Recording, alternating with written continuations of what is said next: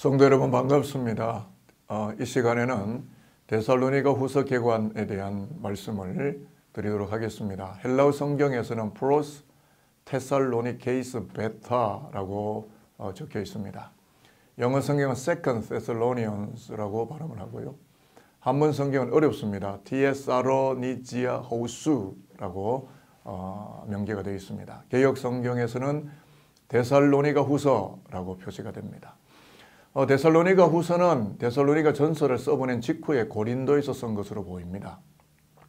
데살로니가에 증가하고 있던 열광주의적인 거짓 교사들은 그리스도의 재림이 임박했다고 강하게 주장을 합니다.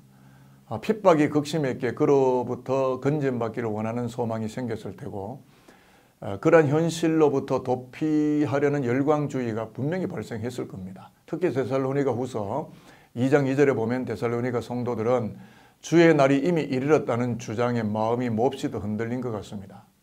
그래서 바울은 편지를 통해서 바른 종말론을 가르쳐서 열광주의의 폐해를 막으려고 했던 겁니다. 데살로니가 전서가 재림의 임박성을 강조한다면 데살로니가 후서는 그리스도의 재림에 관한 과도한 관심이 삶의 일상과 패턴을 무너뜨리는 것을 경계한다는 점에서 종말론에 대한 강조점은 다르다고 하겠습니다.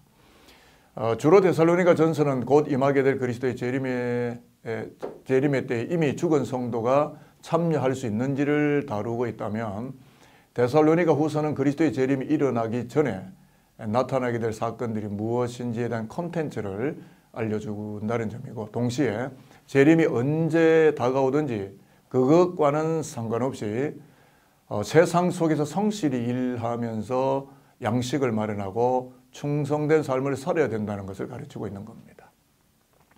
그리고 데살로니가 후서의 저자는 데살로니가 전서를 쓴 이후로 교회의 내부적, 신앙적, 사회적 그리고 역사적 상황이 바뀌었기 때문에 교회를 그리스도의 복음의 터 위에 굳건하게 세우려고 바울이 두 번째 데살로니가 교회에 보낸 서신이기 때문에 저자는 바울이라는 점에 대해서는 전혀 의심이 없다고 보겠습니다. 그리고 데살로니가 후서의 기록 시기는 전통적으로 볼 때 바울이 2차 전도 여행 시기에 고린도에서 기록이 됐다고 보고, 그 시기는 데살로니가 전서를 쓴 후 10개월이 지나서 기록한 것으로 보이기 때문에 데살로니가 전서가 AD 51년, 52년경이니까 후서는 AD 52년이나 53년경으로 추정을 하겠습니다.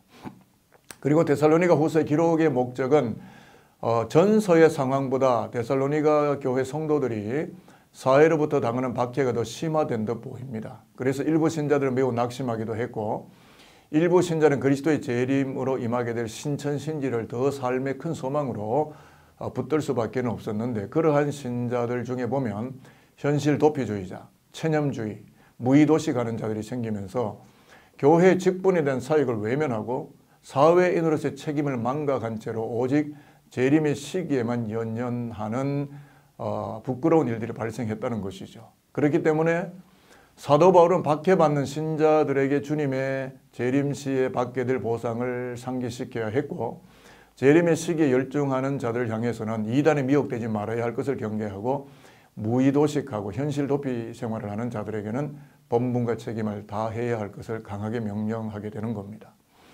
그렇기 때문에 데살로니가 후서는 오늘날 현대교회를 오염시키고 있는 미신적, 극단적, 사이비 이단 종말론에 대비한 신앙 지침서 역할을 한다는 점에서 상당한 가치를 가지고 있다고 하겠습니다.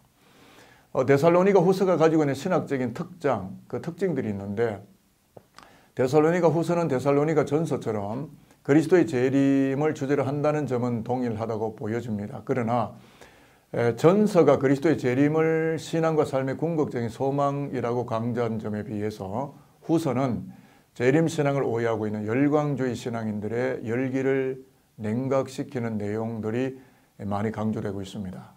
그래서 전서는 비교적 위안과 칭송과 격려로 구성이 됐다고 한다면, 후서는 훈계와 명령적인 내용들이 더 많이 나타납니다. 특히 주의 재림이 가까워 왔을지라도 사회의 한 일원으로서 적극적인 활동을 하는 것이 온당하다는 것을 교훈하게 되면서 종말 시대에 반드시 지내야 하는 신앙의 참 자세에 대한 기독교적 종말에 대한 모범들을 제시해 주고 있는 것이 후서가 가지고 있는 의미라고 하겠습니다.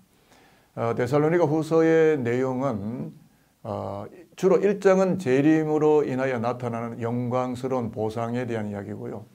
2장은 재림의 진리에 대한 그릇된 오해와 그 결과들을 설명하고 있고 3장에서는 재림을 기다리는 온전한 기독자의 자세를 가르치고 있습니다.